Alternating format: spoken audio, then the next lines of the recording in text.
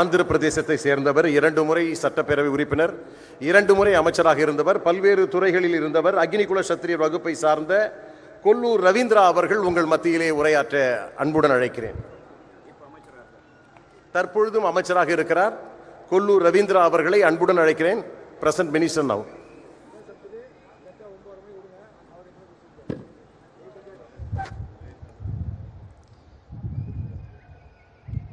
சொந்த பந்துகள் எல்லாருக்கும் வணக்கம். வன்னிய குலக்ஷேத்திரிய இளைஞர்களுக்கும் இந்த மாநாட்டில் கலந்து கொள்வதில் மகிழ்ச்சியும் பெருமையும் எனக்கு உள்ளது. ரெஸ்பெக்டட் டாக்டர் ராம்தாஸ் ஐயா, ஆனரபிள் அன்புமணி ராமதாஸ் அவர்கள், Respected Working President G.K. Mani Avargal, distinguished guests on the dais, Honorable MPs, MLAs, ex-MLAs and ex-MPs. నేను తెలుగులో మాట్లాడతాను.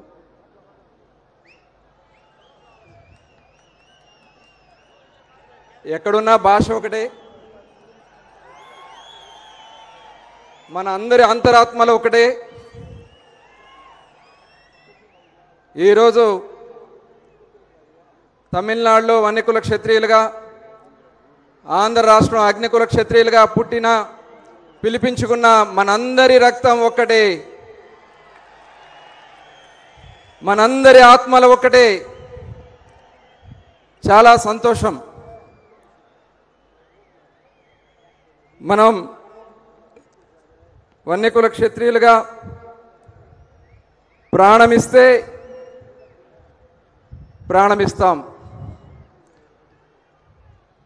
పోరుకంటూ వస్తే ఏరి వేస్తాం. పౌరుషానికి ప్రతీక వన్యకుల క్షత్రియులు. మరి ఈరోజు మన చరిత్ర చెప్తా ఉంది. ధర్మం కోసం రాజ్యాన్ని చేపట్టిన ధర్మాన్ని కాపాడుతూ నిలబడ్డాం. కానీ చరిత్ర మారినటువంటి పరిస్థితుల్లో వెనుకబాటుతనానికి గురవుతూ వస్తూ ఉన్నాం. చాలా నష్టపోయాం. మన అనైక్యతకి ఇవే ఒక మూలాలు. మనలో ఐక్యత రావాలి. దానికి పునాది ఈ తమిళనాడు రాష్ట్రంలోనే జరిగిందని చెప్పి నేను భావిస్తా ఉన్నా. దానికి ఇంత పెద్ద ఎత్తున లక్షలాదిగా వచ్చిన వన్యకుల క్షత్రియ సోదరులే ఒక నిదర్శనం అని తెలియజేస్తా ఉన్నా. ఇవాళ మరి గౌరవనీయులు రామదాస్ అయ్యగారు చాలా అనైక్యత కోసం, మనలో ఐక్యత కోసం, మనం వెనుకబడదని పోగొట్టడం కోసం వారు చేసినటువంటి త్యాగం. దాదాపు 23 మంది పైన ప్రాణాలు త్యాగం చేసినటువంటి సందర్భం. ఇవాళ కేంద్రం కూడా పరిశీలించి తిరిగి మళ్ళీ కులగణనకి శ్రీకారం చుడతా ఉన్నారంటే దాని పాత్ర, రామదాస్ అయ్య గారి పాత్ర ఖచ్చితంగా ఉందని చెప్పి నేను తెలియజేస్తా ఉన్నా. మరి ఈరోజు కేంద్ర మంత్రిగా అన్బమణి రామదాస్ గారు చేసినటువంటి కృషి, చాలా విప్లవాత్మకమైనటువంటి మార్పులు తీసుకొచ్చారు. ఖచ్చితంగా రాబోయే కాలంలో వారి నాయకత్వంలో దేశంలోనే ఒక అద్భుతమైన శక్తిగా మనం ఎదగబోతున్నామని చెప్పి ఖచ్చితంగా నేను తెలియజేస్తా ఉన్నా. ఇది ఒకటే కాదు, నా గురించి కూడా నేను చెప్పాలి. ఆంధ్ర రాష్ట్రంలో అగ్నికుల క్షత్రియులుగా, వన్యకుల క్షత్రియుగా పిలువబడుతున్నటువంటి మనకు మా ముఖ్యమంత్రి చంద్రబాబు నాయుడు గారు విన్నంటి నడిపారు.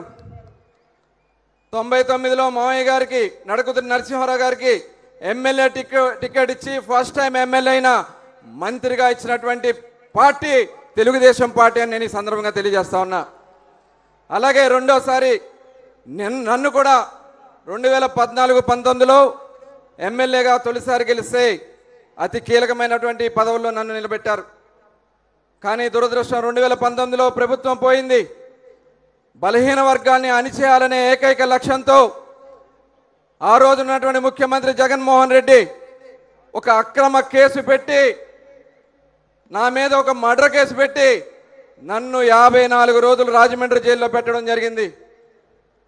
చాలా బాధపడ్డా. చెయ్యని తప్పుకి నన్ను ఇబ్బందులు పెట్టారని బాధపడ్డా. తిరిగి మళ్ళీ చంద్రబాబు నాయుడు గారు నాకు అండగా నిలబడ్డారు. చివరికి ఆయన్ని కూడా ఇబ్బంది పెట్టి ఆయన్ని కూడా 50 రోజులు జైల్లో పెట్టారు. తిరిగి మళ్ళీ 2024 ఎన్నికల్లో అందరి సపోర్ట్తో కూటమిగా ఏర్పడి అంబుమణి రామదాస్ గారు కూడా ఆ రోజు ప్రచారానికి వచ్చి ఈ రోజు ఒక మంచి ప్రభుత్వం ఆంధ్ర రాష్ట్రంలో వచ్చిందంటే దానికి కృషి ఉందని చెప్పి ఖచ్చితంగానే తెలియజేస్తా ఉన్నా. మరి ఈ సందర్భంగా మీకు చివరిగా చెప్పేది, యువతున్నారు, మీరందరూ కూడా ఐకమత్యంగా ముందుకు నడవండి. మీకు తోడుగా భారతదేశంలో ఒక మంచి నాయకత్వం ఉంది. ఇవాళ ఆ నాయకత్వానికి మీరందరూ కూడా తోడుగా ఉండి మన వర్గాల అభివృద్ధి కోసం కృషి చేయాలని మనస్ఫూర్తిగా కోరుకుంటూ అందరికీ ధన్యవాదాలు. మరొకసారి అంబుమణి రామదాస్ గారికి, పెద్దలు రామదాస్ అయ్య గారికి ఆల్ ది బెస్ట్ చెప్తున్నా. 2026 ఎన్నికల్లో అద్భుత విజయాన్ని సాధించాలని మనస్ఫూర్తిగా కోరుకుంటూ జై హింద్.